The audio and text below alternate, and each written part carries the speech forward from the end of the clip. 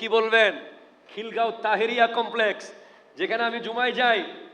হুজুর তাহের শাহ সাহেব কিবলা যখন প্রথম গেছিলেন, এক কোমর পানি, যেই জমিতে এখন মাদ্রাসা ওই জমিতে এক কোমর পানি, টিনের পোল বানিয়ে হুজুরকে নেওয়া হয়েছিল। মাদ্রাসা পানির ভিতরে এখনো হুজুর দোয়া করে দিয়েছেন। আজকে গিয়ে আপনি দেখেন গুলশানার বনানীর চেয়ে আরো দামি আবাসিক হয়ে গেছে। যেদিকে আওলাদ রাসূল গেছে সেদিকে সুজলা সুফলা শস্য শ্যামলা হয়ে গেছে। যেই দিকে আওলাদ রাসূলের নজর গেছে সেদিকে বাগান বাগান হয়ে গেছে। আজ আপনারা বড় ভাগ্যবান, বড় নসিবওয়ালা। বাংলাদেশের 16-17-20 কোটি মানুষের ভিতরে আপনারা স্পেশাল, আপনাদের গলায় গাউসে পাকের বেল্ট আছে। জোরে বলেন সুবহানাল্লাহ। এই বেল্ট রিয়াজউদ্দিন বাজারে পাওয়া যায় না। এই বেল্ট সানমার ওশেন সিটিতে, দুবাইয়ের ব্রুজ খলিফায় দিনার আর রিয়াল দিলে এই বেল পাবেন না। এই বেল পাওয়া যায় আলমগীর খানকা শরীফে, এই বেল পাওয়া যায় জামিয়ার মাঠে, এই বেল পাওয়া যায় গৌসিয়া কমিটি বাংলাদেশ ফতেপুরের অফিসে। এই বেল্টের দরকারটা কি? দরকার কি? আলা হযরত লিখেছেন, ইস নিশানি কে जो सग है नहीं मारे जाते হাসর তক মেরে গলে में रहे पट्टा तेरा। যেই কুকুরের গলায় বেল থাকবে তাকে হাসরের মাঠে দুনিয়ার মাঠে সিটি কর্পোরেশন বেল্ট ওলা কুকুরকে মারে না, পাগলা কুকুরদেরকে মেরে ফেলে। আলা হযরত বলছেন, ওগো আব্দুল কাদের জিলানী, আমি আপনার কাছে যাওয়ার সাহস করি নাই। আপনার ঘরের দুয়ারে বসে থাকা একটা কুকুর, ওই কুকুরের সাথে আমার সম্পর্ক তুঝসে দর, দর সে সগ, সগ সে হে মুঝকো নিসবত, মেরে গর্দন মে ভি হ্যায় ডোর কা ডোরা তেরা।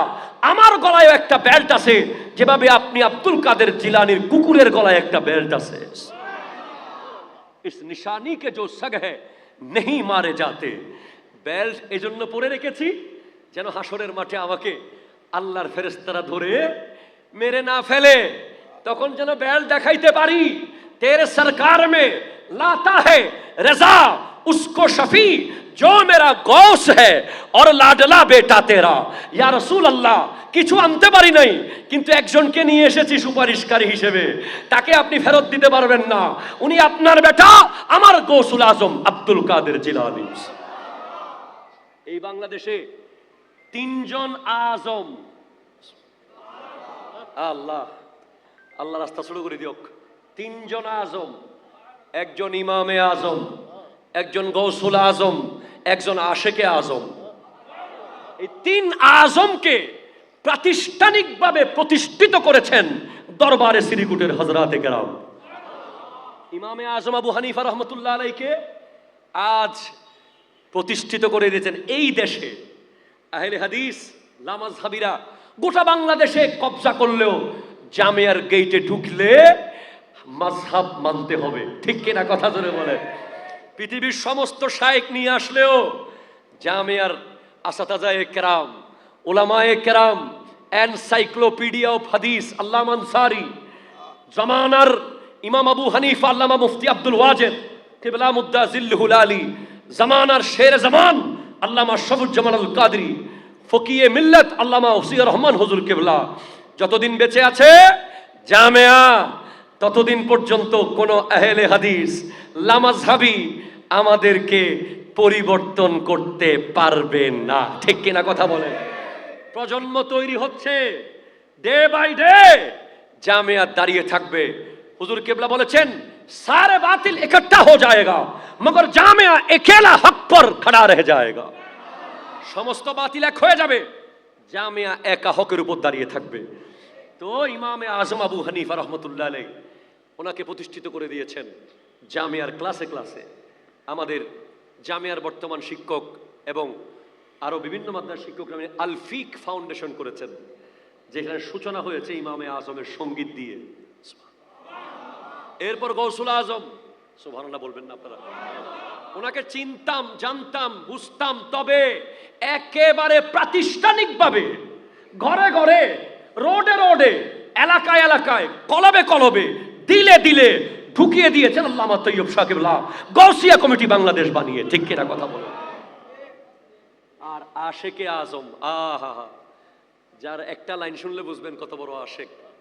ইকি দিল হামারা ক্যা হ্যায়, আজারা উসকা কিতনা, তুমনে তো চলতে ফিরতে মুর্দে জিলা দিয়ে हैं, उनकी महक ने दिल के गुंचे खिला दिए हैं। সুবহানাল্লাহ বলেন।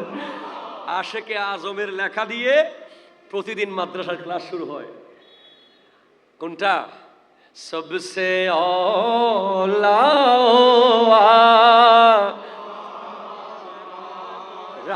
नबी, सबसे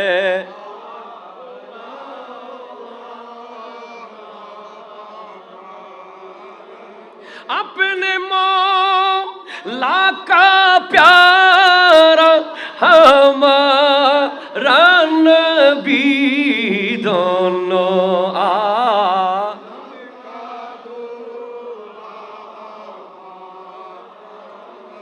চিৎকার দিয়ে বলেন না সুবহানাল্লাহ।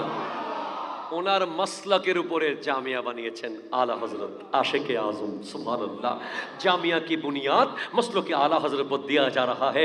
আর জামিয়ার অ্যাসেম্বলিতে সবচেয়ে আলা পড়তে হবে, এটা চালু করেছেন আল্লামা তৈয়ব শাহ কিবলা রহমতুল্লাহ আলাইহি।